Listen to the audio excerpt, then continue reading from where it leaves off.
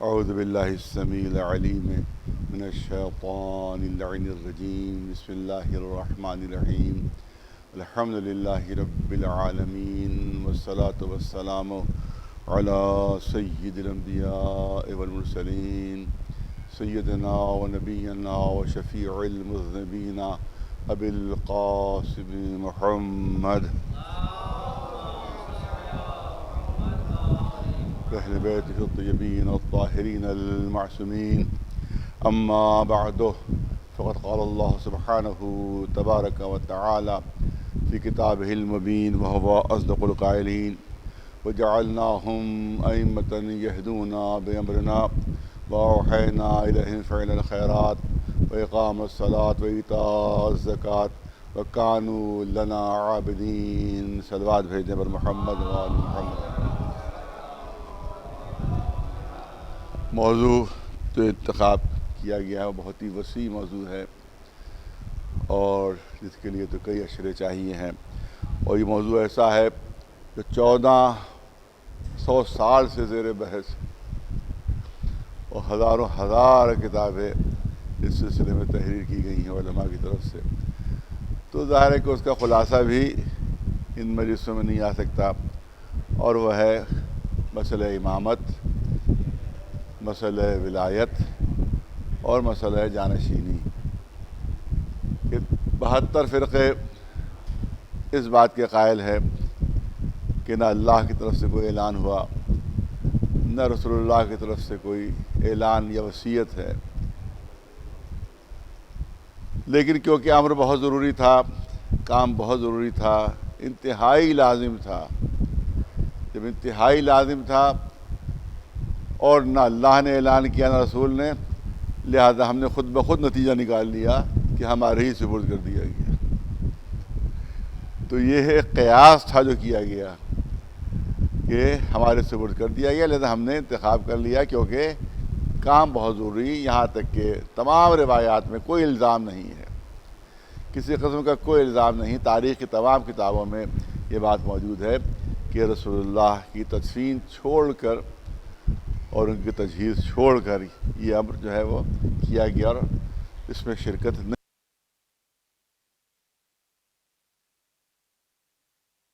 علامہ جلال الدین السیوطی نے جو تعویل پیش کی، کیونکہ اگر اس 2-3 گھنٹے وہ شریک ہوتے تجہیز و تکفین میں رسول اللہ کے دفن و کفن میں، تو اس میں 2-3 گھنٹے تو کم از کم لگ جاتے، اور اس دوران میں اگر کوئی مسلمان دنیا سے رخصت ہو جاتا، مر جاتا، تو وہ جاہلیت کی موت مرتا، اپنے رہبر کو، رہنما کو اور رسول کے جانشین کو وہ خطاب ان شناخت نہ کر پاتا، لہذا مجبوراً ہمیں دفن و کفن چھوڑ کے انتخاب کرنا پڑا۔ یہ تعویل، یہ تشریح کی جاتی ہے۔ تو حقیقت یہ ہے، دیکھیے پہلی بات تو یہ ہے کہ قرآن مجید کا حکم بھی ہے، کہا کہ کوئی رسول اللہ نے وصیت نہیں کی، کسی قسم کا کوئی اشارہ نہیں کیا، لیکن رسول اللہ کی حدیث موجود ہے، یہ سب نے لکھا ہے کہ ستفترق امتی علی 73 فرقۃ، کہ ہماری امت عنقریب 73 فرقوں میں بڑھ جائے گی۔ اس کا مطلب امت میں اختلاف ہوگا، یہ رسول کو معلوم تھا۔ دیکھیے ایک شرعی بات پیش کرنا چاہتا ہوں، جو بات کہی جا رہی ہے کہ رسول اللہ کو علم تھا کہ امت میں اختلاف پیدا ہو جائے گا۔ خود رسول اللہ کی حدیث، تمام شیعہ سنی دونوں علماء نے اس حدیث کو تحریر کیا کہ رسول نے فرمایا میرے بعد 73 فرقے ہو جائیں گے، تتر بتر ہو جائے گی پوری امت۔ اس کا مطلب رسول اللہ کو علم تھا کہ اختلاف ہو جائے گا، انتشار ہو جائے گا، کچھ تو خون ہو جائے گا، یہ سب معلوم تھا۔ اور 23 برس تک رسول اللہ مسلمانوں کو ہدایت کرتے رہے، دیکھو بغیر وصیت کیے نہ مرنا، بغیر وصیت کیے نہ جانا، قرآن میں بھی حکم، رسول اللہ کا بھی حکم کہ دیکھو بغیر وصیت کیے یہ نہ مرنا۔ تو 23 برس تک دوسروں کو تو تاکید کرتے رسول، مگر خود وصیت نہیں کی، خود وصیت نہیں فرمائی۔ 23 برس تک تاکید کہ دیکھو وصیت کرتے رہے، قرآن مجید میں بھی وصیت کا حکم، رسول اللہ کو بھی فرمانے دیکھو وصیت کے بغیر نہ جانا۔ اور آپ یاد رکھیں شرعی حکم ہے کہ اگر معلوم ہو جائے کہ میرے بعد اختلاف ہوگا تو وصیت کرنا واجب ہو جاتا ہے۔ اگر پتہ چل جائے باپ کو کہ میرے بعد بچوں میں جھگڑا ہو جائے گا، کچھ تو خون ہو سکتا ہے، ایک دوسرے کو مار سکتے ہیں، ایک دوسرے کو ضرر پہنچا سکتے ہیں، تو اب وصیت واجب ہو جائے گی مرنے والے پر۔ رسول اللہ کو معلوم تھا، اعلان تھا کہ میرے بعد امت میں تفرقہ پیدا ہوگا، اس کے بعد بھی وصیت نہیں کر رہے ہیں، تو اب اس کو کیا کہا جائے گا؟ ایک واجب جس کا اعلان خود رسول کر رہے ہیں، اس پر خود رسول عمل نہیں کر رہے ہیں۔ ایک صلوات بھیجے مولانا آواز صبر محمد والد۔ میں نے پہلے یہ کر دیا کہ دلائل کے ساتھ گفتگو ہوگی، اور صرف جو ضد اور ہٹ دھرمی ہے اور جو حسد ہے صرف وہی روکے ہوئے ہے، ورنہ سب کو معلوم ہے کہ سچائی کیا ہے، سب کو معلوم کہ حق کس کی طرف ہے، معلوم ہے کہ اہل بیت حقدار تھے اس کے، معلوم ہے کہ مولا علی کا حق چھینا گیا، سب معلوم ہے۔ لیکن جس طرح سے ابو جہل کو ضد تھی کہ نہیں مانیں گے، سب کچھ ہونے کے بعد بھی وہ انکار کرتا رہا، اور اس کے بعد آخر میں اس نے کہا کہ اے مسلمانوں کے رسول، آپ چاند کے 2 ٹکڑے کر دیجئے تو میں آپ کو رسول مان لوں گا۔ رسول نے فرمایا مجھے معلوم ہے کہ اس کے بعد بھی تو نہیں مانے گا، اس کے بعد بھی تو کلمہ نہیں پڑھے گا۔ کہا نہیں چاند کے 2 ٹکڑے کیجئے، آپ کلمہ پڑھتا ہوں۔ رسول نے اشارہ کیا، چاند کے 2 ٹکڑے ہوئے، منہ پھیر کر چلا۔ ارے محمد کا جادو تو چاند پہ بھی چل گیا، اس کے بعد بھی ایمان نہیں لایا۔ تو ضد اور ہر دھرمی کا کوئی علاج نہیں ہے۔ ایک صلوات بھیج دے مولانا آواز صبر محمد والے۔ اب تذکیرہ آیا ہے تو ایک واقعہ اور عرض کر دوں کہ بہت سے مسلمان جمع ہوئے اور بہت سے غیر مسلم بھی جمع ہوئے، اور سب نے کہا کہ اللہ کے رسول، آپ کا دعویٰ یہ ہے کہ تمام معجزات جتنے بھی انبیاء کے ہیں وہ سب آپ کے پاس موجود ہیں۔ بہت سے اس میں مشرک بھی جو موجود تھے، اس میں بہت سے نہ ماننے والے بھی تھے۔ کہا کہ ہاں یہ میرا کہنا ہے کہ میرے پاس تمام وہ معجزات جو اللہ نے تمام انبیاء کو 1,23,999 انبیاء کو جتنے بھی معجزے دیے ہیں، اللہ نے سارے معجزے مجھے عطا کیے، سارے معجزے مجھے عطا کر دیے ہیں۔ اونچے خوباں ہمیں دارند تو تنہا داری، حسن یوسف دم عیسیٰ ید بیضا داری، حسن یوسف دم عیسیٰ ید بیضا داری، اونچے خوباں ہمیں دارند تو تنہا داری۔ ایک صلوات بھیجے مولانا آواز۔ تمام انبیاء کے معجزات آپ کے پاس موجود ہیں۔ کہا ہاں، کہا ثبوت دیجئے۔ نوح کو معجزات و طوفان نوح، آپ نے فرمایا فلاں مقام پر چلے جاؤ، اور وہاں کے اوپر جب تم پہاڑ کے قریب پہنچو گے تو پانی آپ برسنا شروع ہو جائے گا، اور اتنا زبردست طوفان آئے گا کہ تم ڈوبنے لگو گے۔ اس وقت تم یہ دیکھو گے کہ ایک خاتون چلی آ رہی ہے کہ جس کی ابا کا دامن پانی میں پھیلا ہوا ہے۔ اگر اس کے دامن سے وابستہ ہو جاؤ گے تو طوفان سے بچ جاؤ گے، ورنہ تم بھی ڈوب جاؤ گے۔ ایک صلوات بھیجے مولانا آواز صبر محمد والے۔ وہ گئے، واپس آئے، پورا واقعہ بیان کیا کہ ہاں ایسی ایک خاتون تھی جس کی ابا کے دامن دور تک پھیلے ہوئے تھے۔ اے اللہ کے رسول، وہ خاتون ہے کون؟ کہ میری بیٹی فاطمہ زہرا ہے۔ ایک صلوات بھیجے مولانا آواز۔ مردوں کو زندہ کر سکتے ہیں آپ؟ کہ علی فلاں مقام پر ان کو لے کر چلے جاؤ اور میرا نام لے لینا، قبر کو ٹھوکر مارنا، مردہ زندہ ہو جائے گا۔ آگ جناب ابراہیم کا آگ کے دامن میں ڈالے گئے تھے مگر گردن نہیں پہنچی تھی۔ کیا آپ پاس یہ بھی معجزہ موجود ہے؟ کہ ہاں جاؤ، جب آگ کا سامنا ہو تو میرے اور میرے اہل بیت کا نام لے لینا، آگ سے بچ جاؤ گے۔ صلوات بھیجے پر محمد وآلہ۔ سارے تجربات ہو گئے اور ہر چیز صحیح ثابت، بہت توجہ رہے، ہر چیز صحیح ثابت ہوئی۔ اب ابو جہل بھی آگے بڑھا، جو دعویٰ ہوا رسول کا وہ سب سچا ثابت ہوا، سب نے دیکھا، آنکھوں سے دیکھا۔ اب اس کا دل میں وہ حسد کی آگ بھڑک رہی ہے کہ کیسے جھوٹا معاذ اللہ ثابت کر دوں، کیسے غلط ثابت کر دوں، کیونکہ سب دیکھ رہے ہیں سامنے جو معجزے ہیں۔ اب اس نے ایک ترکیب سوچ لی کہ ایسی بات کہوں جس کو رسول ثابت نہ کر سکے، جس کو رسول ثابت نہ کر سکے۔ ابو جہل سامنے آیا سنیے اور غور سے سنیے واقعہ۔ ابو جہل سامنے آتا ہے، اے مسلمانوں کے رسول، آپ کا دعویٰ کہ اس سے پہلے کے سارے انبیاء کے معجزات آپ کے پاس موجود ہیں؟ کہا کہ ہاں بالکل، ابھی میں نے سب دکھا دیا۔ کہا قرآن میں ہے کہ جناب عیسیٰ کے پاس یہ معجزہ تھا کہ جس نے جو گھر میں کھایا ہے وہ بتا دیتے تھے، جس نے جو گھر میں کھایا ہے اور جناب عیسیٰ بتا دیتے تھے۔ کہا کیا آپ کے پاس بھی یہ معجزہ موجود ہے؟ کہا ہاں میرے پاس یہ علم موجود ہے، جس نے جو گھر میں کھایا ہے میں بتا سکتا ہوں کہ کس نے کیا کھایا ہے۔ اب دیکھیے اس نے ترکیب بڑھائی تھی کہ یہ بتائیے کہ میں نے آج کیا کھایا ہے۔ اب ظاہر گھر میں کوئی گواہ نہیں، اکیلا ابو جہل کھا رہا ہے، خود وہی اکیلا گواہ کہ آج تیرے گھر میں تو نے مرغ پکایا تھا اور مرغ تو نے کھایا تھا۔ کہ نہیں غلط، میں نے مرغ تو نہیں کھایا تھا، میں نے تو ترکاری کھائی تھی۔ اب ظاہر گواہ وہ خود ہی ہے، تو اب جھٹلا سکتا ہے رسول اللہ کو؟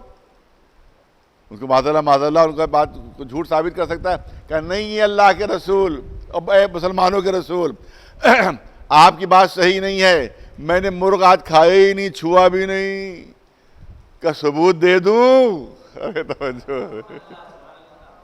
ثبوت دے دوں؟ اور اس نے سوچا میں نے گھر کے اندر کھایا ہے، ثبوت کہاں سے لے کر آئیں گے؟ ثبوت دے دوں؟ کہاں ثبوت دیجئے، آپ ثبوت دیجئے، بتائیے کہ میری بات سچی ہے۔ کہا تم مرغ کھا رہا تھا، لیکن اسی وقت اتفاق سے تیرا بھائی جو ہے سگا بھائی وہ گھر کے اندر داخل ہوا، تو انتہائی کنجوس ہے۔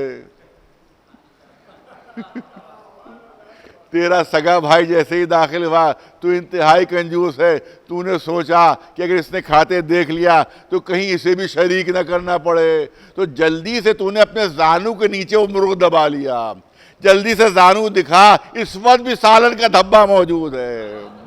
ایک سلوات بھیج دے جھوٹ اسی وقت کھل گیا، معلومہ مرغ ہی نوش فرمایا تھا۔ ایک سلوات بھیج دے محمد والا۔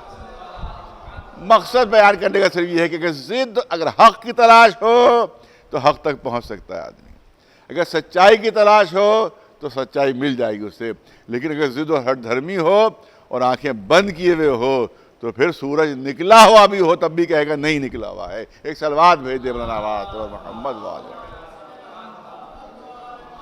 تو کوئی محل اور موقع ایسا نہیں ہے کہ جہاں کے بر رسول اللہ نے بتایا نہ ہو۔ دعوت ذو الشیرہ اس میں بتایا، اور کون کون سے مواقع ہیں، سب سے آخر میں تو اعلان غدیر ہے کہ جس میں 1,20,000 سے زیادہ اصحاب ان کے سامنے اعلان فرمایا تھا، من کنت مولا ہو فہذا علی مولا، اور تمام لوگوں نے اقرار کیا، بڑے بڑے علماء نے اقرار کیا ہے۔ مسند امام احمد حنبل میں موجود ہے، صحیح ترمذی شریف میں موجود ہے، مسند ابن مستدرک حاکم میں موجود ہے، یہاں تک کہ 100 علامہ امینی نے ایک بہت توجہ، کیونکہ میں چاہتا ہوں علمی پہلو رہے تاکہ وہ لفاظی نہ ہو خالی اور لوگوں تک دلیلیں پہنچیں۔ علامہ امینی نے الغدیر جو کتاب لکھی ہے اس میں 110 اصحاب کرام کا ذکر ہے کہ جو حدیث غدیر کے راوی ہیں، جو حدیث غدیر کے راوی ہیں۔ اور اب جو مزید تحقیق ہوئی، علامہ امینی کے انتقال کو تقریباً 40 سال ہو رہے ہیں، اب جو مزید تحقیق ہوئی وہ تعداد بڑھ کر 120 پہنچی ہے، کہ 120 اصحاب کرام رسول اللہ کے صحابی، انہی نے روایت کی کہ میں ہم موجود تھے اور رسول اللہ نے ہاتھوں پر بلند کر کے اعلان کیا تھا کہ جس کا میں مولا ہوں اس کے علی مولا ہے۔ 120 صحابی آج ان کی حدیثیں موجود ہیں۔ سب سے معتبر اسلام میں حدیث جو سمجھی جاتی ہے وہ ایک حدیث ہے، وہ ہے الاعمال بالنیات۔ الاعمال بالنیات یہ سب سے معتبر حدیث سمجھی جاتی ہے۔ کیوں سمجھی جاتی ہے؟ کیونکہ اس کے روایت کرنے والے 60 صحابی رسول ہیں۔ پورے سلسلہ احادیث میں کوئی بھی حدیث ایسی مسلمانوں کو نہیں ملی کہ جس کو 60 اصحاب نے نقل کیا ہو۔ 2 نے نقل کیا مان لی، 3 نے نقل کیا مان لی، 4 نے نقل کیا مان لی، کا ایک حدیث سب سے مضبوط ہے، ایک حدیث سب سے مضبوط ہے۔ اس حدیث میں کیا ہے کہ الاعمال بالنیات، اعمال جو ہیں وہ نیت کی بنیاد پر ہوتے ہیں۔ 60 اصحاب رسول کا نام لیا جاتا ہے کہ جنہوں نے یہ اس حدیث کو نقل کیا ہے۔ لہذا علماء علم حدیث کا فیصلہ یہ ہے کہ اسلام کی سب سے مضبوط حدیث یہی حدیث ہے۔ تو جب 60 صحابی جس کو بیان کریں وہ مضبوط ترین حدیث بن جاتی ہے، اور 60 دنا 120 جس کو نقل کر رہے ہو، اس سے انکار کیسے کیا جا سکتا ہے؟ اس کا مطلب یہ ہے کہ عالم اسلام کی مضبوط ترین حدیث اگر کوئی ہو سکتی ہے تو من کنت مولا ہو فہذا علی مولا۔ بھیجے والا آواز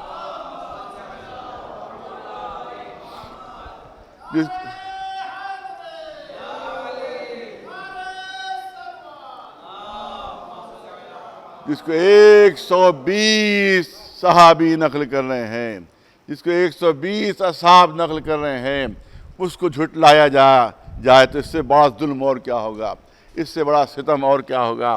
اور میں نے حوالہ دیا تھا، پھر یاد دلانا چاہتا ہوں، اگر کسی نے نہ سنا ہو تو وہ سن لے۔ حوالہ دیا میں نے علامہ ابو الحسن علی ندوی، مولانا علی میاں کے نام سے جو مشہور و معروف ہیں، کہ جو ندوۃ العلماء کے شیخ الجامعہ رہ چکے ہیں۔ عالم اسلام میں ان کی بڑی شہرت رہی ہے، یہاں تک کہ جو سعودی عرب گئے تھے تو وہاں کے بادشاہ نے ان کو کعبہ معظمہ کی کنجی دی تھی ان کو۔ اتنی عظمت و اتنا شرف عالم اسلام میں ان کا۔ انہوں نے جو کتاب سیرت نبی پر تحریر فرمائی ہے، میں نے خود دیکھی، اپنے آنکھوں سے، سنا ہوا نہیں ہے۔ علی گڑھ یونیورسٹی میں جب میں پڑھتا تھا تو میں نے دیکھا، وہ کتاب نکالی میں نے دیکھا، کتاب پڑھی، میں نے دیکھا کہ اس میں غدیر کے بارے میں انہوں نے کچھ لکھا ہے کہ نہیں لکھا ہے، کیونکہ سید ہیں تو کچھ نہ کچھ تو انصاف کیا ہوگا۔ اپنے کو سید کہتے ہیں تو کچھ نہ کچھ تو انصاف کیا ہوگا اپنے دادا کے ساتھ۔ لہذا میں نے دیکھا انہیں تحریر کیا ہے کہ حدیث غدیر بالکل صحیح ہے۔ علامہ ابو الحسن علی ندوی علی میاں وہ تحریر فرماتے ہیں کہ حدیث غدیر بالکل صحیح ہے۔ غدیر کا واقعہ ہوا تھا، جو الزام لگایا جاتا ہے کہ شیعوں کے گڑھا ہوا، تو وہ لکھتے ہیں کہ غدیر کا واقعہ ہوا تھا، اور رسول اللہ نے علی کو بلند کر کے فرمایا تھا کہ من کنت مولا ہو فہذا علی مولا، جس کا میں مولا ہوں اس کے علی مولا ہے۔ اور میں نے عرض کیا تھا کہ بس انہوں نے اتنا تحریر فرما دیا آگے کہ بھئی وہ معنی نہیں ہے جو شیعہ مراد لیتے ہیں، بلکہ یہاں پر معنی ہے دوست کے، کہ جس کا میں دوست ہوں اس کے علی بھی دوست ہیں۔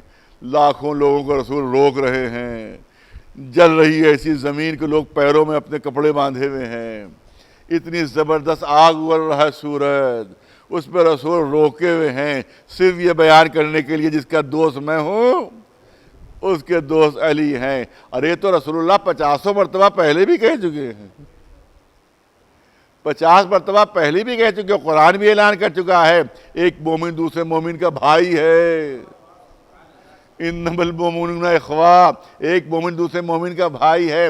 تو کون سی ایسی نئی چیز تھی کہ جس کے لیے مسلمانوں کو اتنی زحمت دے دی، اتنی تکلیف میں مبتلا کر دیا، اتنا دوڑایا ان کو دھوپ میں، ممبر کا اہتمام کر دو، نہیں کر سکے تو رسول نے بتایا، اور اس کے بعد یہ اعلان کہ جس کا میں دوست ہوں اس کے علی بھی دوست ہے۔ تو کوئی بھی صاحب عقل یہ بات نہیں مان پائے گا، صرف ضد ہے اور ہر دھرمی ہے۔ ایک صلوات بھیجے مولانا عباس محمد۔ اب مسئلہ حل کیے دیتا ہوں میں، کیونکہ میں نے کہا علمی پہلو ہے، لہذا اسی حساب سے کہ مسند امام احمد بن حنبل میں، امام محمد غزالی نے سر العالمین میں، اور بہت بڑی بڑی کتابوں اہل سنت کی جو ہے، کیونکہ یہاں مسئلہ یہ ہوتا ہے کہ سیمینار یا تقریر کوئی ہو تو اس میں حوالے دے سکتا ہے، یہاں مجلس میں تو ظاہر کتنے حوالے دیے نہ یاد رہ سکتے ہیں، لیکن کئی کتابوں کے حوالے میرے پاس محفوظ ہیں کہ جس میں یہ واقعہ درج ہے کہ حضرت تمام سب سے کہا تھا کہ جا کر علی کے ہاتھوں پر بیعت کرو اور جا کر علی کو مبارکباد دو، رسول کا حکم تھا۔ اور ایک الگ خیمہ لگا دیا گیا تھا، اس میں مولا بیٹھے ہوئے تھے اور اس کے بعد وہاں بیعت لے رہے تھے۔ لوگوں نے آ کر کہا یا اللہ کے رسول علی تو عجیب انداز سے بیعت لے رہے ہیں. بیعت لینے کا طریقہ کیا ہے کہ جس کو بیعت لینا ہوتی ہے اس نے ہاتھ بڑھایا اور جو بیعت کر رہا اس نے ہاتھ پر ہاتھ رکھ دیا.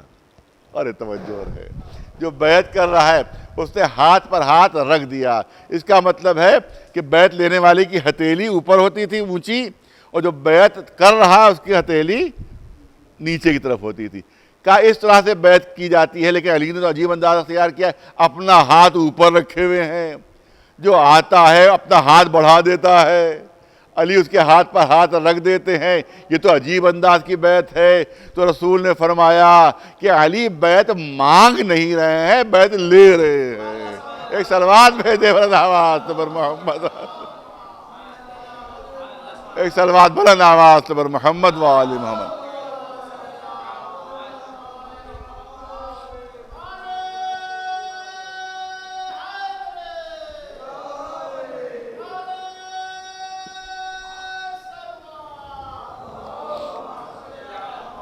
اب میں صاحبان علم و نظر کی توجہ چاہوں گا. انتہائی بڑی بڑی معتبر کتابوں میں بات تحریر ہے کہ حضرت عمر تشریف لائے, اور ان کا یہ جملہ تاریخوں میں محفوظ ہے, تاریخوں میں محفوظ ہے کہ ہنین ہنین یابن ابی طالب اصبحت مولایا و مولا کل مومن و مومنہ. اے علی مبارک ہو, مبارک ہو, آپ میرے مولا بھی بن گئے اور ہر مومن اور مومنہ کے مولا بھی بن گئے. اب بس ہلکی سا اشارہ, ایک بزرگ سے بات سنی, میری اپنی بات نہیں ہے, ایک بزرگ سے یہ بات سنی ہے کہ ان کا بھائی بات ان کی تھوڑی سی سمجھ میں نہیں آ رہی ہے. آپ نے کہا کہ آپ میرے مولا بھی بن گئے اور ہر مومن اور مومنہ کے بھی بن گئے. تو جب آپ نے ہر مومن اور مومنہ کہا تو اس میں تو خود شامل ہو گئے. جب یہ کہا کہ ہر مومن اور ہر مومنہ سب کے مولا آپ بن گئے, تو اب یہ کہنے کی ضرورت نہیں تھی کہ میرے بھی بن گئے. تو جو رہے یہ کہنے کی ضرورت ہے میرے بھی بن گئے. مومن اور مومنہ سے الگ ہٹ کر اپنا ذکر کرنا خود اس بات کی دلیل ہے کہ نہ مومنوں میں شمار نہ مومنات میں. ایک صلوات بھیجے بر محمد و آل محمد, ایک صلوات بلند آواز بر محمد. بھائی میرا جملہ نہیں ہے, یہ میں نے کسی بزرگ سے سنا, وہ جو میں نے عرض کر دیا. بہرحال جو عرض کرنا ہے وہ یہ ہے, عربی زبان کے جو ماہرین ہیں وہ بات کو بہتر طریقے سے سمجھیں گے کہ اصبحتا, حضرت عمر فرما رہے ہیں کہ اصبحتا آپ ہو گئے. عربی میں یہ افعال ناقصہ کہلاتے ہیں. اصبح, امسا, ظل, باتا, یہ تمام جو ہے افعال ناقصہ کہلاتے ہیں. اسی میں اصبح بھی ہے اور امسا بھی ہے. یہ اصبح یا امسا اس وقت استعمال ہوتا ہے جب کوئی نئی چیز ہو گئی ہو, جب کوئی تبدیلی واقع ہوئی ہو, جب کوئی نئی چیز ہو, تو لفظ اصبح عربی میں استعمال کیا جاتا ہے. لفظ اصبح مثال دے دے تاکہ چھوٹے چھوٹے بچے بھی سمجھیں. فرض کیجئے کہ کوئی بہت دولت مند تھا اور ایک دم سے وہ بینکرپٹ ہو گیا, دیوالیہ ہو گیا, جیسا کہ نوٹ بندی میں ہو بھی چکا ہے کہ بہت سے جو ارب پتی کروڑ پتی تھے, معلوم ہے سب کے سب ان کا چلا گیا معاملہ. تو معلوم ہے کہ جو ہزاروں کروڑوں کی جمع تھی ان میں, وہ دودھ کے پاؤ پر دودھ کے لیے پیسے مانگنے پر مجبور ہو گئے تھے. تو معلوم ہے کروڑ پتی ایک دم سے دیوالیہ ہو گیا.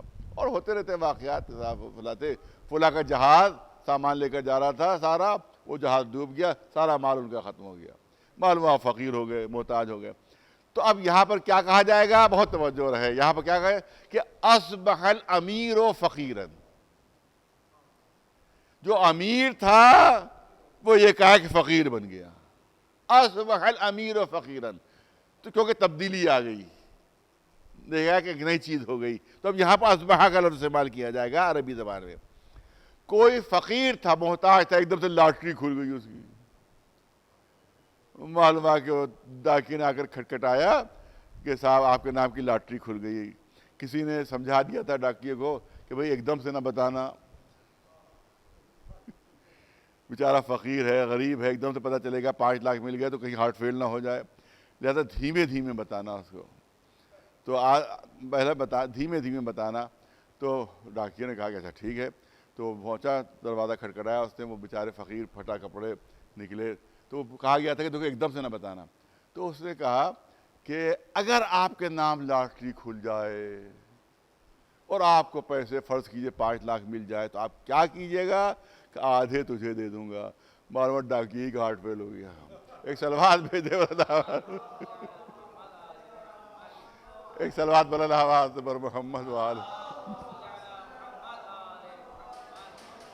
تو معلوم ہوا کہ ایک آدمی جو بیچارہ فقیر ہے اس کو ایک دم سے اگر آپ کو چیز مل جائے تو کیا کہا جائے گا کہ اصبح الفقیر امیراً.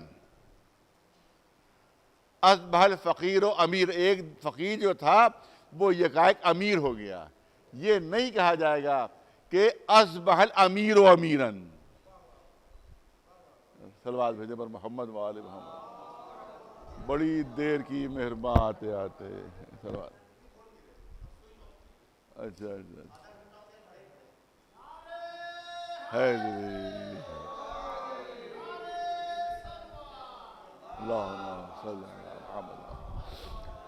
تو اب کوئی اگر امیر ہے تو اس کے لیے نہیں کہا جائے گا کہ اصبح الامیر امیراً, ایک امیر امیر ہو گیا. کوئی تو پہلے ہی سے امیر ہے, وہ کیا ہو گیا؟ جو فقیر ہے, گدھا ہے, اس کے لیے نہیں کہا جائے گا کہ اصبح الفقیر فقیراً, ایک فقیر فقیر ہو گیا. یہ بے معنی چیز ہے کیونکہ پہلے ہی سے فقیر ہے. جب کوئی تبدیلی آتی ہے, کب کوئی نئی بات ہوتی ہے تو اصبح کا کلمہ استعمال کیا جاتا ہے. ایک فقیر امیر ہو جائے تو کہا جاتا اصبح, ایک امیر فقیر ہو جائے تو کہا جاتا اصبح.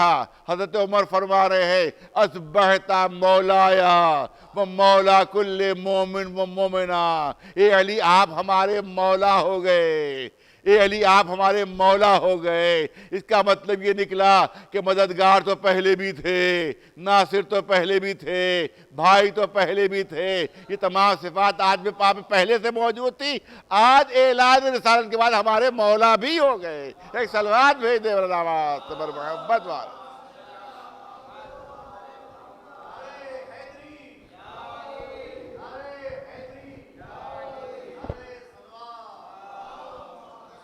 بہرحال میں نے کہا کہ یہ موضوع ایسا ہے کہ جتنا عرض کیا جائے وہ کم ہے. کئی شرطیں ہیں امامت کے سلسلے میں, اور تمام شرطوں پر کون پورا اتر رہا ہے یہ آپ کو خود سوچنا چاہیے, فیصلہ کرنا چاہیے. امام وہ ہوتا ہے جو زمانے کا سب سے بڑا عالم ہو. امام وہ ہوتا ہے جو زمانے کا سب سے بڑا فقیہ ہو. امام وہ ہوتا ہے جو زمانے کا سب سے بڑا قاضی ہو. امام وہ ہوتا ہے جو زمانے کا سب سے بڑا بہادر ہو. اب دیکھو کس کو سند مل رہی ہے. تمام شیعہ سنی دونوں کتابوں میں تمام سندیں موجود ہیں کہ مولا علی کے لیے رسول اللہ کا ارشاد ہے کہ عالکم العلی, تم میں سب سے بڑا عالم جو ہے وہ علی ہے. اغزاکم علی, تم میں سب سے بڑا قاضی علی ہے. افقہکم علی, تم میں سب سے بڑا فقیہ جو ہے وہ علی. واشجعکم علی, اور تم میں سب سے بڑا بہادر علی ہے. ایک صلوات بھیجے بلند آواز سے محمد وآل. تم میں سب سے بڑا بہادر تو علم میں سب سے افضل ہو, شجاعت میں سب سے افضل ہو, تمام صفات و کمالات میں جو امام ہو وہی امام وقت ہوگا. ایک صلوات بھیجے بلند آواز سے محمد وآل. بہت سی مثالیں موجود ہیں جو پیش کی جا سکتی ہیں. ظاہر کے دامن وقت میں اتنی گنجائش نہیں ہے. دوسری چیز میں نے کہی تھی کہ عصمت, معصوم ہونا ضروری ہے. معصوم ہونا ضروری ہے. اگر معصوم نہیں تو امام نہیں بن سکتا, کیونکہ اگر گناہگار ہو تو کوئی گناہگار جو اس گناہ میں خود مبتلا ہے وہ کسی دوسرے کا ہاتھ نہیں پکڑ سکتا. عجیب غریب عقیدہ, بہت توجہ چاہوں گا. میں نے کہا تھوڑا سا موضوع جو ہے تھوڑا سا بھاری موضوع ہے, لیکن میں چاہوں گا بات پہنچے. آپ دیکھیں کہ ایک عجیب و غریب نظریہ پیش کیا جاتا ہے عصمت کے سلسلے میں کہ صاحب پہلے جو کچھ کرتا ہو بعد میں نہ کرے. پہلے جو کچھ بھی کرتا ہو, جو بھی گناہ کرتا ہو کرے, لیکن بعد میں وہ گناہ نہ کرے جب اللہ کی طرف سے اسے کوئی عہدہ مل جائے. اب میں نے کسی مجلس میں زبان میں عرض کیا تھا, میرے پاس وہ تو حوالہ بھی موجود تھا, کتاب بھی موجود تھی, ٹائم میگزین. جب اس میں یہاں سعودی عرب میں فہد بادشاہ ان کا انتخاب ہوا تو ٹائم میگزین میں ان کی سوانح عمری چھپی. میں کبھی پڑھ چکا ہوں اس مجلس میں، شاید 14-15 سال پہلے میں نے پڑھی تھی. ظاہر بہت سے بچوں کو نہیں یاد ہوگا، میں چاہتا ہوں دہرا دوں، یاد دلا دوں. فہد صاحب خادم حرمین شریفین بنے. خادم حرمین یعنی مکے اور مدینہ منورہ کے خادم بنے. ٹائم میگزین جو امریکہ کا سب سے بڑا میگزین ہے، اس میں ان کی سوانح عمری چھپی. بڑے بڑے فضائل ان کے بیان کیے گئے. فضائل بھی سن لیجئے جو ان کے فضائل بیان، سب تو مجھے یاد نہیں کیونکہ بات 20 سال پہلے کی تقریباً ہے. فضائل کے بیان ہوئے. فضائل کیا بیان ہوئے؟ کہ ساری زندگی ان کی اٹلی کے شراب خانوں میں بسر ہوئی ہے. وہاں کے جوا خانوں میں پوری زندگی ان کی بسر ہوئی ہے. اور اس کے بعد ان کا ایک ورلڈ ریکارڈ اس میں لکھا ہوا تھا. تمام چیز تو میرے ذہن میں نہیں ہے، لیکن ایک چیز ہے کہ ورلڈ ریکارڈ کا لکھا ہوا تھا. ان کا فہد صاحب کا ٹائم میگزین میں ورلڈ ریکارڈ کے لکھا ہوا تھا کہ کوئی بھی جواری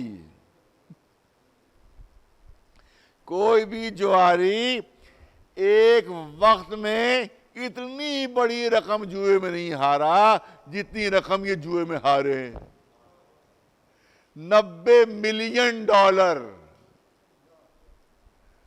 ایک ہی وقت میں جوئے میں ہار گئے.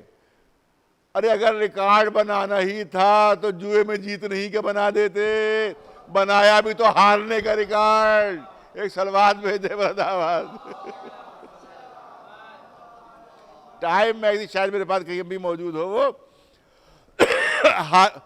اچھا اس کے بعد میں دکھایا اپنے ایک دوسرے مسلک کے دوست کو کہ بھئی یہ خادم حرمین ہے، جوئے میں جن کا ریکارڈ ہے، شراب میں جن کا ریکارڈ ہے. ارے کہہ رہے تھا پہلے کرتے تھے، اب نہیں کرتے. اب جب سے بنے ہیں تب سے نہیں کرتے. لہذا پہلے جو بھی کرتا ہو بعد میں نہ کرے. چلیے ہم نے آپ کی اس تھیوری کو مان لیا. فرض کے لیے کوئی صاحب چوری کرتے تھے اور ان کو مسلمانوں نے خلیفۃ المسلمین منتخب کر لیا، بن گئے وہ. کیونکہ آپ کہتے جو بھی کرتا ہو بعد میں نہ کرے. مانو چوری کرتے تھے اور خلیفۃ المسلمین منتخب کر لیا گا ان کو. اب نے کسی چور کا ہاتھ پکڑا، ارے چوری بہت بری بات ہے، تو چور کہے گا ارے بھیا کل ہی آپ ہی تو تھے ہمارے ساتھ جو فلاں گھر میں پھاندے تھے. فلاں گھر میں پھاندے تھے. آج کیا ہو گیا کہ آج میں خلیفۃ المسلمین بن چکا ہوں، لہذا آج سے میں نے یہ کام چھوڑ دیا ہے. کسی شرابی کے پاس پہنچے، شرابی کا ہاتھ پکڑا کہ شراب پینا بہت بری بات ہے. وہ کہے سرکار یہ کیا ہو گیا آج آپ کو؟ ارے کل ہی تو ہم آپ اسی ایک میز کے اوپر یہی کام انجام دے رہے تھے. آج کیا ہو گیا کہ آج مسلمانوں نے مجھے منتخب کر لیا ہے، لہذا میں نے یہ کام چھوڑ دیا ہے. تو معلوم ہے کہ اگر شرابی کو روکنا چاہیں تو فوراً کہے گا کہ آپ بھی تو یہی کرتے تھے. کسی جواری کو پکڑنا چاہے تو کہے گا آپ بھی تو یہی کرتے تھے.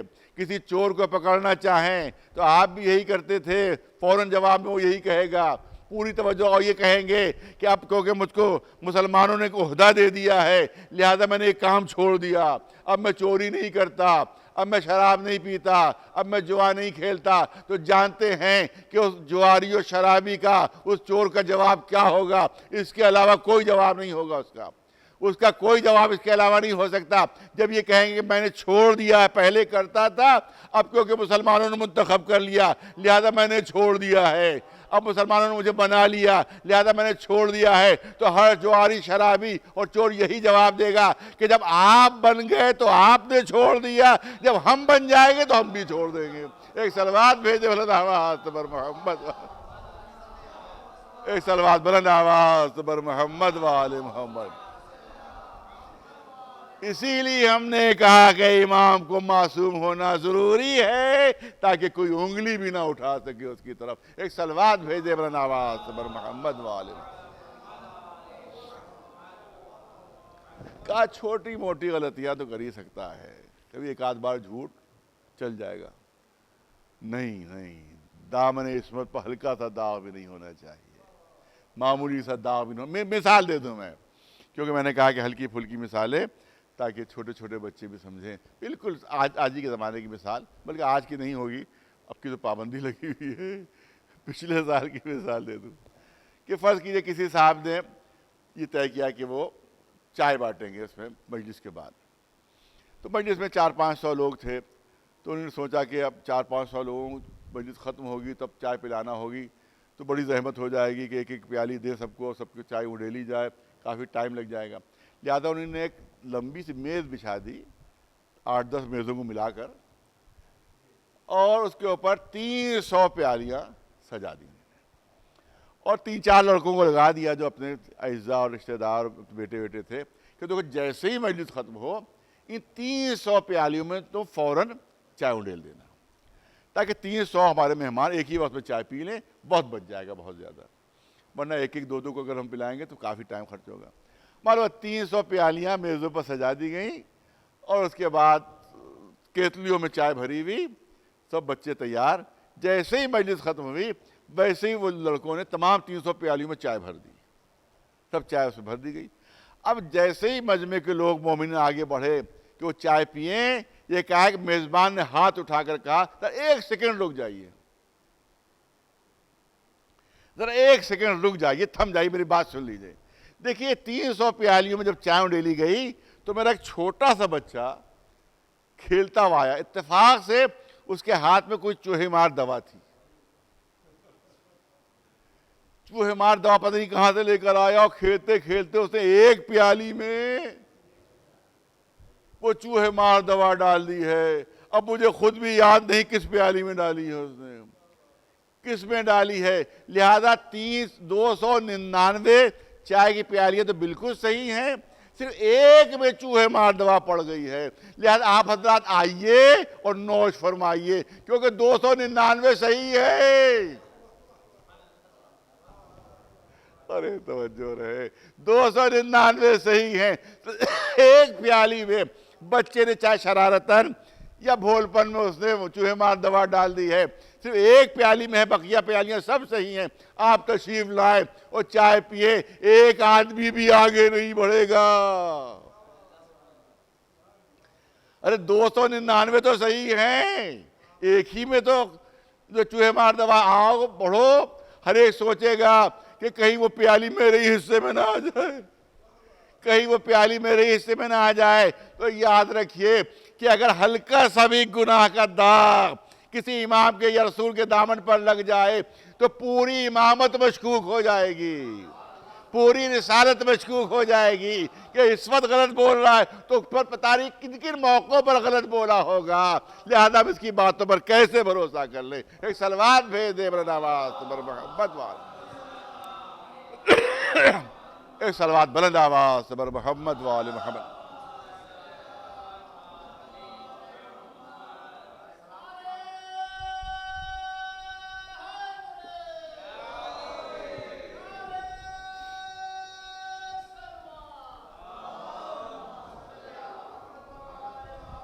لہذا معصوم ہونا ضروری، اور معصوم کے سلسلے میں سوائے ہمارے اور کسی کا عقیدہ نہیں کہ ہم چہاردہ معصومین کے ماننے والے. ایک صلوات بلند آواز سے بر محمد وآلہ. اب جلدی عرض کروں کہ بہت ایک عقیدہ ہمارا اور ہے کہ امام جو ہوتا ہے عہدہ امامت تمام عہدوں میں سب سے افضل ہے. یہ میں نے شاید پہلی یا دوسری مجلس میں عرض کر دیا تھا کہ عہدہ امامت تمام عہدوں میں سب سے افضل ہے، کیونکہ جناب ابراہیم کو جو عہدہ امامت مل رہا ہے وہ نبوت کے بعد مل رہا ہے، رسالت کے بعد مل رہا ہے، خلت کے بعد مل رہا ہے.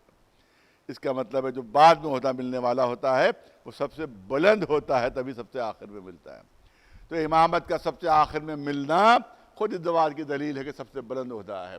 کسی روایت میں نہیں ملتا کہ رسالت کے لیے امتحان لیا گیا ابراہیم کا، نبوت کے لیے امتحان لیا گیا ابراہیم کا، لیکن امامت بغیر امتحان کے نہیں ملی. تو بتاؤ کون عہدہ زیادہ اہم ہے، جو بغیر امتحان کے مل جائے، یا وہ عہدہ زیادہ اہم ہے کہ پہلے امتحان لیا جائے پھر ملے؟ تو خود امتحان لینا اس بات کی دلیل ہے کہ سب سے اہم عہدہ جو ہے وہ عہدہ امامت ہے. صلوات بھیجیں بر محمد وآلہ. اب اسی عقیدے کی بنیاد پر ہمیں کبھی کبھی کفر کا فتویٰ دے دیا جاتا ہے کہ صاحب یہ اپنے اماموں کو انبیاء سے افضل سمجھتے ہیں۔ بس ایک واقعہ جلدی سے پیش کر دوں کہ علامہ تیجانی پورا نام ہے تیجانی سماوی، بہت اچھی اچھی کتابیں انہوں نے لکھی ہیں، بہترین کتابیں لکھی ہیں، شیعہ مذہب انہوں نے قبول کیا۔ ایک عالم دین نے ان کا واقعہ پیش کیا، میں آپ کے سامنے پیش کرنا چاہتا ہوں کہ ابھی وہ شیعہ نہیں ہوئے تھے تب کا واقعہ ہے، شیعہ نہیں ہوئے تھے تب کا واقعہ ہے، لیکن محب اہل بیت پہلے ہی سے تھے، وہ محب اہل بیت وہ پہلے ہی سے تھے، شیعہ نہیں ہوئے تھے۔ ان سے ملاقات ہوئی، ان شیعہ عالم دین سے گفتگو آپس میں بات چیت ہوئی تھی، کہا کہ ہم تو سارے عقائد ہم نے آپ کے دیکھے، وہ تیجانی صاحب کہہ رہے ہیں ان سے، شیعہ عالم دین سے، کہ سارے عقائد ہم نے آپ کے دیکھے، لیکن ایک عقیدہ ذرا سا میری سمجھ میں نہیں آ پا رہا ہے، یعنی اس کو کہنا چاہیے ہضم نہیں ہو پا رہا ہے مجھے۔ کہ کون سا عقیدہ؟ کہا کہ آپ لوگوں کا عقیدہ یہ ہے کہ آپ کا جو امام ہیں وہ ابراہیم سے بھی افضل، نوح سے بھی افضل، موسیٰ سے بھی افضل، عیسیٰ سے بھی افضل، یہ ائمہ معصومین جو ہیں۔ تمام عقیدے تو میری سمجھ میں آ گئے، مگر یہ عقیدہ میری سمجھ میں نہیں آ رہا ہے، کیسے ممکن ہے صاحب شریعت رسول ہے اس سے آپ کا امام افضل ہو جائے، صاحب کتاب رسول اس سے آپ کا امام افضل ہو جائے؟ تو انہوں نے کہا کہ ایک کتاب آپ نے ابھی کچھ عرصے پہلے لکھی ہے، وہ آپ پاس موجود ہے؟ کہا میرے پاس تو موجود ہے۔ آپ پاس موجود ہے؟ کہاں موجود؟ کہا اس کو نکلوا دیجیے۔ آپ کی کتاب ایک سال پہلے شائع ہوئی ہے، آپ ہی کی کتاب ہے۔ کہا کہ ہاں بالکل میرے پاس رکھی ہے، میرے پاس محفوظ ہے۔ وہ نکال کے انہوں نے برق الٹی۔ کہا یہ حدیث جو آپ نے خود لکھی وہ پڑھیے، یہ حدیث جو آپ نے خود لکھی ہے اپنے ہاتھوں سے اپنی کتاب میں، اس کو آپ پڑھیے۔ انہوں نے پڑھنا شروع کی کہ رسول نے ارشاد فرمایا ہے کہ اولنا محمد ووسطنا محمد وآخرنا محمد وکلنا محمد۔ یہ آپ نے حدیث کی کتاب میں لکھی ہے، کہاں لکھی ہے؟ اس پر عقیدہ ہے کہ عقیدہ نہ ہوتا تو لکھتا کیوں؟ اول بھی محمد ہے، اوسط بھی محمد ہے، آخر بھی محمد ہے، سب کے سب محمد ہیں۔ تو جب محمد سب سے افضل ہے تو پہلا محمد اگر افضل ہے تو دوسرا محمد بھی افضل ہے، تیسرا محمد بھی افضل ہے۔ صلوات بھیجے برنامہ صبر محمد والے ایک صلوات بلند آواز صبر محمد۔ اس طرح سے علم کی منزل تمام جتنے بھی خلفائے مسلمین ہیں سب مولا علی کی علم کی منزلت کے قائل رہے ہیں۔ حضرت ابو بکر ان کا یہ جملہ جو ہے وہ تاریخ میں آج بھی محفوظ ہے، اور میرے پاس تمام حوالے اہل سنت کی کتابوں کے موجود، میں یوں ہی ہوائیاں نہیں چھوڑ رہا ہوں، اڑا رہا ہوں ہوائیاں، ہر چیز کی دلیل اور ہر چیز کے حوالے میرے پاس محفوظ ہے، مگر کیونکہ مجلسوں میں طریقہ نہیں ہے لہذا میں وہ کتاب لے آتا یہاں کے اوپر، جیسے طاہر القادری صاحب کتابیں رکھے رہتے ہیں، حوالے دیتے رہتے ہیں، تو یہ ایسا کا طریقہ ہمارے مجلسوں میں بھی ہوتا تو یہاں پر کتابوں کا ڈھیر ہوتا جسے سارے حوالے میں پیش کر دیتا کہ سیرت ابن ہشام میں یہ لکھا ہوا ہے، سیرت ابن اسحاق میں یہ لکھا ہوا ہے، تاریخ طبری میں یہ ہے، فلاں کتاب میں یہ ہے، فلاں صحیح میں یہ ہے، اور فلاں صحیح میں یہ لکھا، سارے حوالے یہاں دے دیتا میں۔ لہذا میرے پاس حوالے محفوظ ہے، لہذا سب سے بڑا ان کے خلیفہ اول حضرت ابو بکر جو ہے ان کا یہ ارشاد موجود ہے کہ اللہ مجھے اس دن کے لیے زندہ نہ رکھے کہ جب کوئی مشکل ہو اور مشکل حل کرنے کے لیے علی موجود نہ ہو۔ تو اس کا مطلب یہ ہے کہ اگر علم افضل نہ ہوتے تو ان کی زبان کے بڑے جملے نہ ہوتے، یہ الٹا مسئلہ ہو جاتا ہے، مولا علی کو کہنا چاہیے تھا۔ اس کے برعکس اب خلیفہ اول ارشاد فرما رہے ہیں کہ اللہ مجھے اس دن کے لیے زندہ نہ رکھے کہ جب مشکل تو ہو مگر حل کرنے کے لیے ابو الحسن موجود نہ ہو۔ یہ خلیفہ اول کا جملہ، اور خلیفہ دوم کا جملہ تو بہت ہی مشہور ہے کہ 70 مرتبہ آپ نے ارشاد فرمایا کہ لولا علی لہلک عمر، کہ اگر علی نہ ہوتے تو عمر ہلاک ہو جاتا، اگر علی نہ ہوتے تو عمر ہلاک ہو جاتا۔ یہی پر ہم محترم کی ایک بات مجھے یاد آ رہی ہے کہ آپ نے فرمایا جب اس زمانے میں علی گڑھ میں پڑھا کرتے تھے تو ان کے کسی دوسرے مسلک کے دوست نے پوچھا کہ آخر یہ بتائیے شیعہ سنی میں اختلاف کیا ہے؟ کہا رہے وہ تو بہت بڑی بڑی کتابیں موجود ہیں، ان کو آپ پڑھیے تو پتہ چلے گا آپ کو. کہا نہیں آپ مختصراً بتا دیجئے, اختصار کے ساتھ بتا دیجئے. کہا کہ ہاں چلیے اگر اختصاری کے ساتھ سننا چاہتے تو میں بتا دیتا ہوں کہ سنی شیعہ میں اختلاف اتنا ہے کہ اگر لام سے میم تک آ جائیں تو سارے اختلاف ختم ہو جائیں. اگر لام سے میم تک آ جاتے تو سارے اختلاف ختم ہو جاتے. ارے یہ تو سمجھ نہیں, لام سے میم تک آ جاتے یہ کیا مطلب؟ کہا آپ دیکھیے اردو الفابیٹ میں لام کے فوراً بعد میم ہے, بیچ میں کوئی فصل نہیں ہے, بیچ میں کوئی فاصلہ نہیں ہے, صرف لام سے میم تک آنا ہے, لام سے میم تک آنا ہے. کہ بھائی بات سمجھ میں نہیں آ رہی. کہا 70 مرتبہ کہا لولا علی, اگر ایک مرتبہ مولا علی کہہ دیا ہوتا تو آج یہ 73 فرقے نہ ہوتے. صلوات بھیج دے پر محمد وآلہ.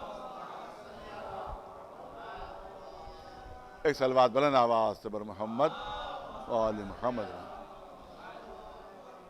شاید خلیفہ دوم کا دربار تھا کہ بادشاہ روم کی طرف سے ایک خط آتا ہے, اس میں کچھ سوالات ہیں. اب سوالات کا جواب دے تو کون دے؟ کہا بلاؤ علی مشکل کشا کو. مولا علی تشریف لاتے ہیں. اب وہ تمام سوال تو میرے ذہن میں نہیں دکھتا ہے, بلکہ وہ سارے کتابوں میں محفوظ ہیں. سوالات اس میں تھے کہ یہ بتائیے وہ کون چیز ہے کہ جسے اللہ نے پیدا نہیں کیا, جسے اللہ نے پیدا نہیں کیا. وہ کون چیز ہے کہ جسے اللہ نہیں جانتا ہے. وہ کون چیز ہے کہ جو اللہ کے پاس نہیں ہے. وہ کون چیز ہے جو سراپا منہ ہے. وہ کون چیز ہے جو سراپا پیر ہے. وہ کون چیز ہے جو سراپا آنکھ ہے. وہ کون چیز ہے جو سراپا پر ہے. وہ کون چیز ہے کہ صرف ایک مرتبہ سورج کی روشنی پڑی, اس کے بعد اس پر سورج کی روشنی نہیں پڑی. وہ کون چیز ہے کہ نہ جسم ہے, نہ جان ہے, نہ روح ہے, لیکن پھر بھی سانس لیتی ہے. ایک صلوات بھیجے بلند آواز سے پر محمد والے. کہ بلاؤ علی کو, بلاؤ علی کو. اس کا مطلب ہے تمام واقعات ثابت کر رہے ہیں کہ علم میں اگر کوئی سب سے افضل تھا تو تھا مولا کائنات علی ابن ابی طالب علیہ السلام. کہا یا علی جواب دیجئے, مشکل میں پھنسے ہوئے ہیں, جواب دینا ہے. عیسائیوں کے بادشاہ کی طرف سے لکھ کر آیا ہے, جواب دینا ہے.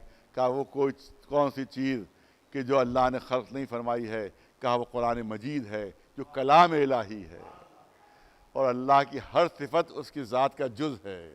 لہذا اللہ قدیم ہے تو قرآن مجید بھی قدیم ہے. کہا وہ چیز کون ہے جو اللہ نہیں جانتا؟ کہا وہ تمہارا عقیدہ ہے کہ عیسیٰ اللہ کے بیٹے ہیں. جو تم نے گڑھ رکھا ہے وہی اللہ نہیں جانتا. ایک صلوات بھیجے. کہا بتائیے وہ کون چیز ہے جو اللہ کے پاس نہیں ہے؟ کہا وہ ظلم ہے جو اللہ کے پاس نہیں ہے. یہ بتائیے وہ کون چیز ہے جو سراپا منہ ہے؟ کہا وہ آگ ہے کہ جو چیز دو نگل جاتی ہے, جو چیز دو کھا جاتی ہے. کیا وہ چیز کون ہے جو سراپا پیر ہے؟ کہ وہ پانی ہے جو چلتا رہتا ہے, وہ سراپا پیر ہے. وہ کون چیز ہے جو سراپا آنکھ ہے؟ کہ وہ سورج ہے جو سراپا آنکھ ہے. وہ کون چیز ہے, پوری توجہ رہے, وہ کون چیز ہے کہ جس پہ ایک, وہ کون سرزمین ہے کہ جس پہ ایک مرتبہ صرف سورج چمکا تھا, نہ پہلے کبھی نہ قیامت تک چمکے گا؟ کہا وہ دریائے نیل کی زمین ہے کہ جس پر پانی ہٹا تھا. ایک مرتبہ سورج کی روشنی پڑی, نہ پہلے کبھی پڑی نہ آئندہ کبھی پڑے گی. ایک صلوات بھیجے بلند آواز سے پر محمد. وہ کون چیز ہے جو صرف پنکھ ہی پنکھ ہیں, پر ہی پر ہیں؟ کہا وہ ہوا ہے جو اڑتی رہتی ہے. وہ ہوا ہے جو اڑتی رہتی ہے. وہ کون شے ہے کہ نہ جسم ہے, نہ جان ہے, نہ روح ہے, پھر بھی سانس لیتی ہے؟ کہا وہ صبح ہے.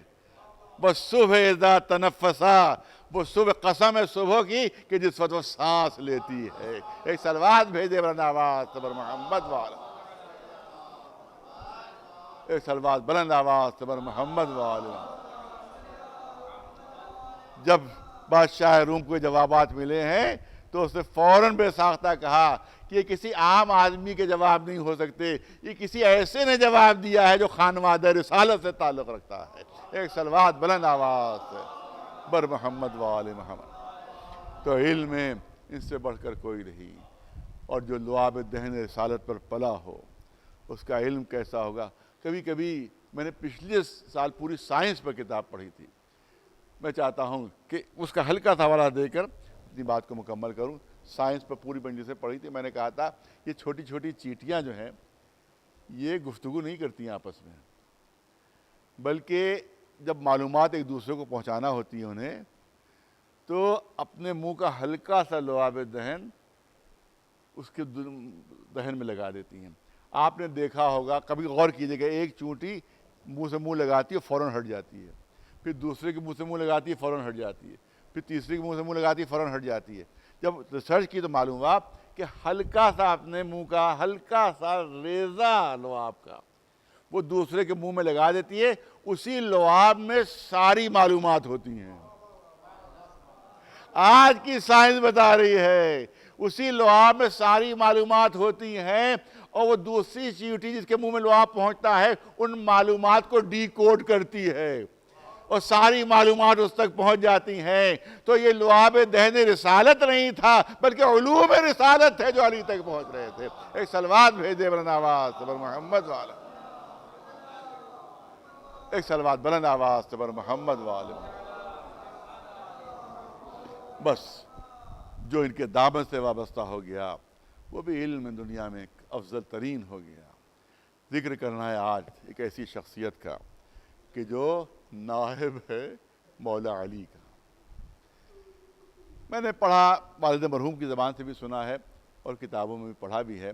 یہ واقعہ جو عرض کرنا چاہتا ہوں کہ آج سے 150-200 سال پہلے کا واقعہ ہے کہ کسی عالم دین وہ جناب عباس کا تذکرہ کر رہے تھے. تذکرہ کرتے کرتے ان کی زبان سے نکلا کہ عباس شجاعت میں بہت زبردست تھے، قوت و طاقت میں بہت زبردست تھے، مگر علم میں ان کی وہ منزل نظر نہیں آ رہی ہے کہ جو اہل بیت میں دوسروں کی منزل ہے. یہ ان کی زبان سے نکل گیا زبان سے. رات میں لیٹے، خواب میں دیکھا جناب عباس تشریف لائے اور فرمایا اے عالم دین، تجھے اپنے علم پر بڑا ناز ہے، بڑا غرور ہے، ذرا ایک میرے مسئلے کا جواب دے دے، ایک میرے مسئلے کا حل تو بتا دے. سننا تھا، کانپ گئے، تھرا گئے، قدموں پر سر رکھ دیا. آقا بھلا میری جرت کہ آپ کوئی مسئلہ مجھ سے پوچھو اور میں جواب دوں؟ کہ نہیں، تو نے تو کہا کل کہ عباس کی علم میں کوئی بڑی منزل نظر نہیں آ رہی ہے. اب دیکھیے جو مولا نے فرمایا ہے وہ عرض کرنا چاہتا ہوں. مولا نے فرمایا کہ میرے بابا کا علم کتنے واسطوں سے اور ذریعوں سے تجھ تک پہنچا ہے تو عالم بن گیا. اور میں نے تو علم وہیں سے حاصل کیا ہے کہ جہاں سے علم کا چشمہ پھوٹ رہا تھا.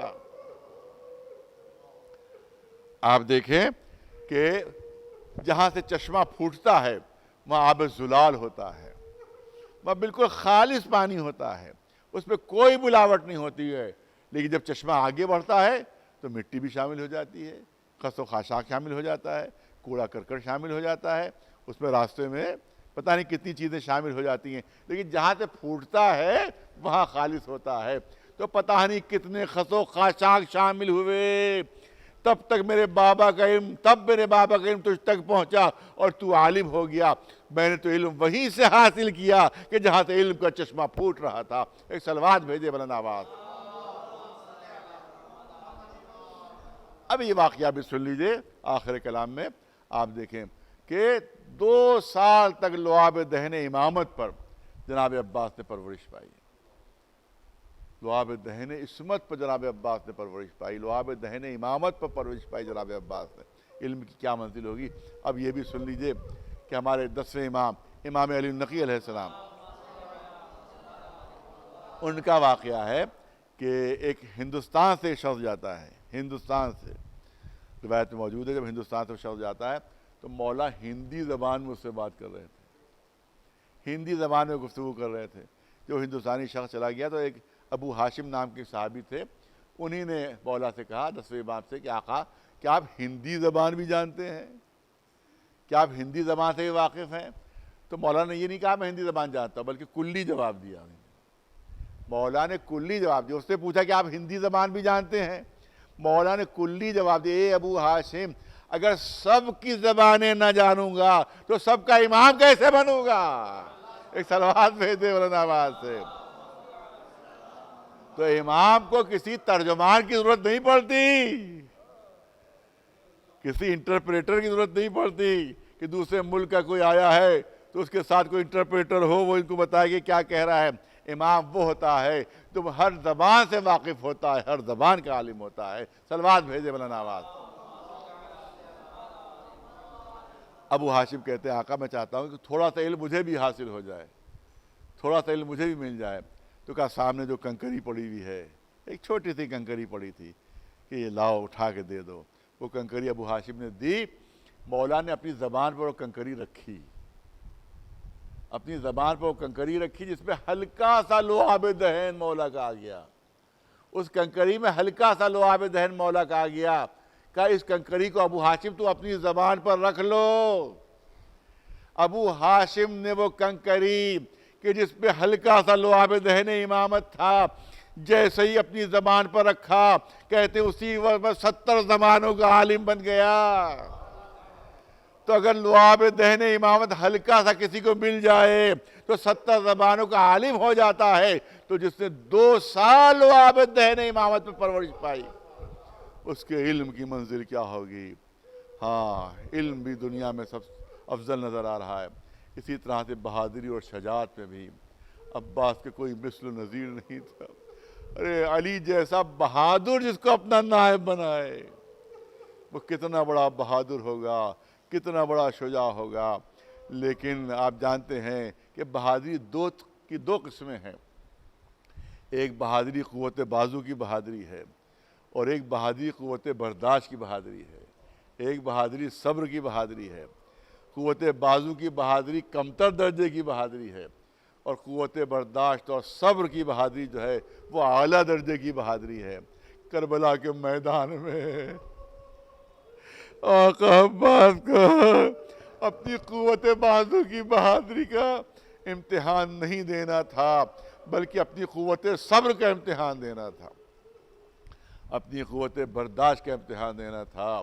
اور اس پہ عباس سے بڑا بہادر کون ہوگا کہ جس کے سامنے اونو محمد کے لاشیں آ رہے ہیں۔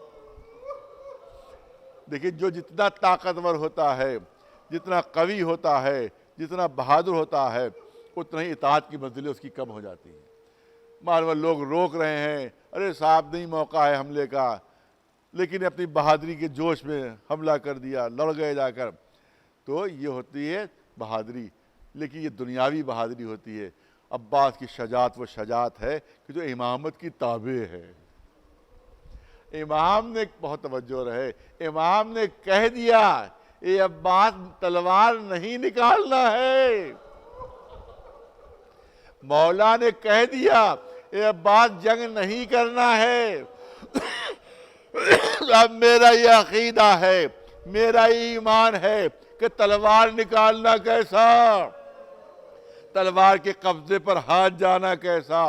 عباس نے نظر بھر کے تلوار کو دیکھا تک نہیں ہوگا، کیونکہ مولا کی اجازت نہیں، آقا کی اجازت نہیں۔ اے عباس تمہیں کیسے اجازت دے دوں، تم تو میرے لشکر کے علمدار، تم تو میرے لشکر کی زینت ہو۔ ہاں، جب سارا لشکر ختم ہو گیا، اب عباس ہاتھ جوڑے سامنے کھڑے ہوئے ہیں۔ آقا اب تو اجازت دیجئے، مولا اب تو اجازت دیجئے۔ کہا اے عباس تم میرے لشکر کے علمدار، لشکر کی زینت ہو۔ جناب عباس فرماتے ہیں آقا وہ لشکر کہاں رہا، وہ لشکر کہاں رہا کہ جس کی میں زینت تھا، جس کے لیے آپ بتاتے ہیں کہ میں زینت ہوں۔ اب جہاں لشکر ہے وہیں علمداری کروں گا۔ یہی وقت تھا کہ خیموں سے بچوں کی آواز آتی ہے کہ ہائے پیاس ہمیں مارے ڈال رہی ہے، ہائے پیاس ہمارا کلیجہ بھونے دے رہی ہے۔ فرماتے ہیں اے عباس تم تو جانتے ہی ہو کہ کتنے بچوں نے پیاس سے دم توڑ دیا ہے۔ اب ایک روایت پیش کرنا چاہتا ہوں کہ جو دمۃ الثاقبہ میں ہے روایت یہ۔ وہ روایت دمۃ الثاقبہ میں اس طرح سے ہے کہ جس وقت بچوں کو معلوم ہوا کہ چچا مرنے کی اجازت مانگ رہے ہیں، تو سارے بچے فریادیں کرتے ہوئے خیمے سے باہر نکل آئے تھے، مگر عالم یہ تھا کہ 2 قدم چلتے تھے اور زمین پر گر پڑتے تھے۔ 2 قدم چلتے تھے، زمین پر گر پڑتے تھے اور فریاد کرتے تھے، ہائے پیاس ہمیں مارے ڈال رہی ہے، ہائے پیاس ہمارا کلیجہ بھونے دے رہی ہے۔ امام نے فرمایا، اے عباس ان بچوں کی حالت دیکھ رہے ہو، ارے ذرا آپ کچھ پانی کا ان کے لیے اہتمام کرتے جاؤ۔ خیمے جناب سکینہ میں تشریف لے جاتے ہیں، واپس آتے ہیں تو روایت کہتی ہے کمر میں تلوار نہیں ہے، صرف نیزہ ہے جس کے اوپر مشق بندھی ہوئی ہے۔ یہ کمر کی تلوار کیا ہوئی روایت میں نہیں ہے، لیکن دل کہتا ہے کہ جب سکینہ سے اجازت مانگی ہوگی میں جا رہا ہوں پانی لینے، تو سکینہ نے دامن تھاما ہوگا، چچا مجھے پانی نہیں چاہیے ہے۔ ارے جو میدان میں گیا واپس نہیں آیا، تو بچی کو سمجھانے کے لیے تلوار کھول کے سامنے رکھ دی ہوگی، اے بچی جنگ کرنے نہیں جا رہا ہوں، صرف پانی لینے جا رہا ہوں۔ بس حضرات چند جملے میں عرض کرنا ہے آپ حضرات کے سامنے۔ جناب عباس میدان جنگ میں جاتے ہیں، حملہ کیا، پہلے ہی حملے میں فرات پر قبضہ۔ جب محمد ابن مسلم جو لکھ رہا تھا روایات، جس وقت وہ مختار کے سامنے پہنچا ہے تو مختار نے پوچھا یہ بتا کہ عباس نے جنگ کیسے کی؟ اس نے کہا عباس نے تو جنگ کی ہی نہیں۔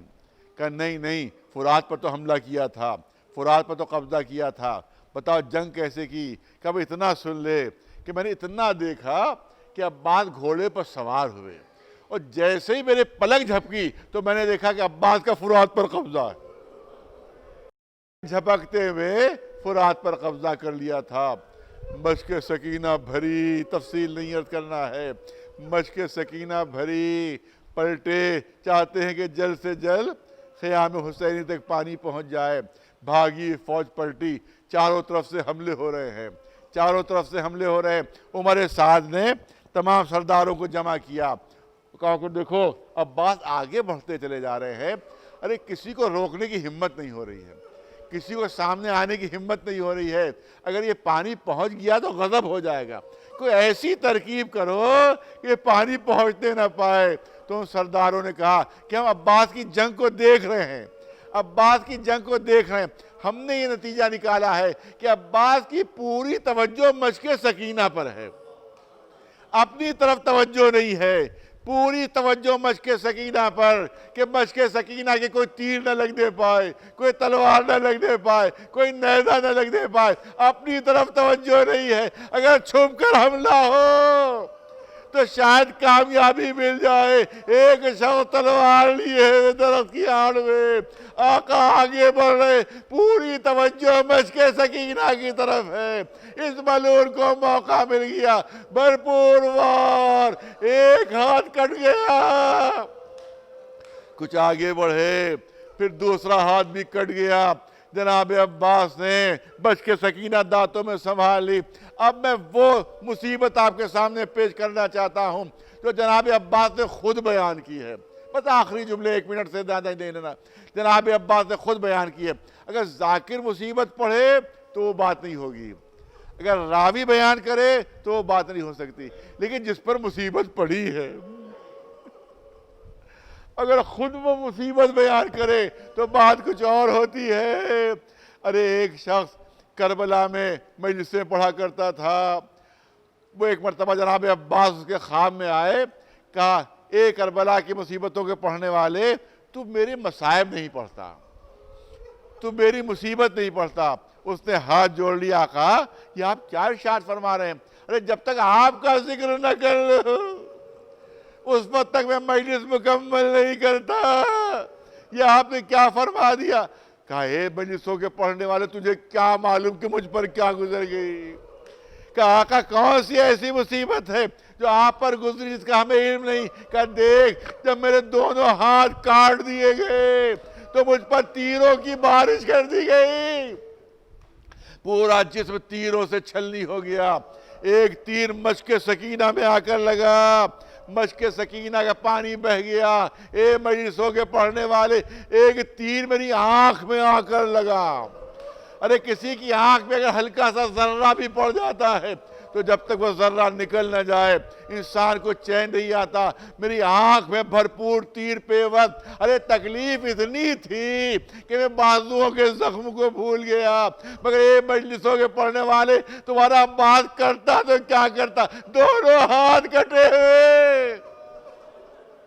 اگر ہاتھ موجود ہوتے تو ہاتھوں کے ذریعے سے وہ تیر نکالتا۔ بڑی اذیت، بڑی تکلیف۔ فرماتے ہیں کہ میں نے سر کو زور سے جھٹکا دیا کہ سر کو جھٹکا دینے سے وہ تیر نکل جائے، مگر اتنا گہرا پیوست ہو گیا تھا کہ سر کو جھٹکا دینے سے وہ تیر نہ نکلا۔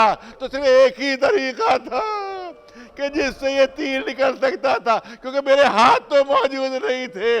وہ طریقہ یہ تھا کہ میں سر کو جھکاؤں اور اپنے زانوؤں کو بلند کروں اور زانوؤں کے درمیان تیر کا سرا دبا کر آہستہ آہستہ سر کو اوپر اٹھاؤں۔ اسی طرح سے یہ تیر آنکھ سے نکل سکتا تھا کیونکہ میرے ہاتھ کٹے ہوئے تھے، مگر یہ مجلسوں کے پڑھنے والے، ارے جیسے ہی اس ارادے سے میں نے سر جھکایا، ایک گردے گرا باہر میرے سر پر پڑا۔ عباس تیورا کر زمین پر گرے۔